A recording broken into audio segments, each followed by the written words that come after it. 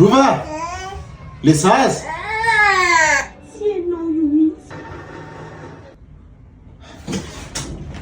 Rova!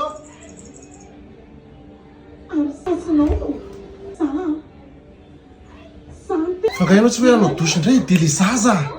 le dia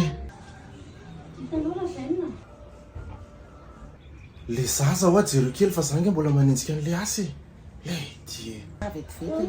Vetivety. finity Hitanao, tia misy série double fiantso anazy, hitanao ny teny gasy dia mora azo tsara le zany ndraindray tsy na ny teny vahiny sarotsarotra kely ho an'ny olona. Viral scandale ny anaran'le film dia eo amin'ity épisode ity zao a hitanao le Rika zanak'le monsieur le maire tamin'ny vadiny taloha dia le Raven zanak'le monsieur le maire amin'izao bandy tiany le Raven tara amin'le Rika dia le Rika koa tiany le dadany be a dia lasa mikorotana be eo amin'izay épisode suspense zay hoe qu'est-ce qui va se passer zay zany tonjeryevako azy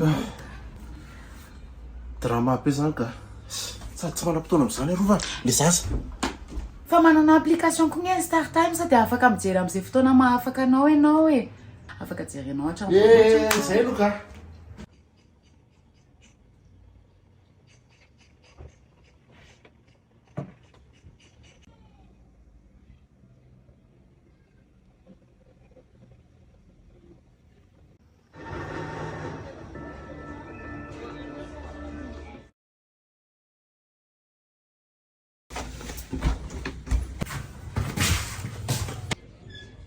Ki, efa nanomboka ka ianao aza beresaka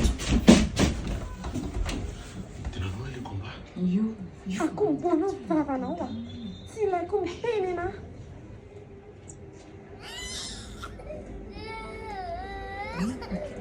andano fa za ve foavina noloanilokana teo nanao jereo vetivety maneno zany tsy toroko le tamin'ny faranao nitaovy pere papier ciseaux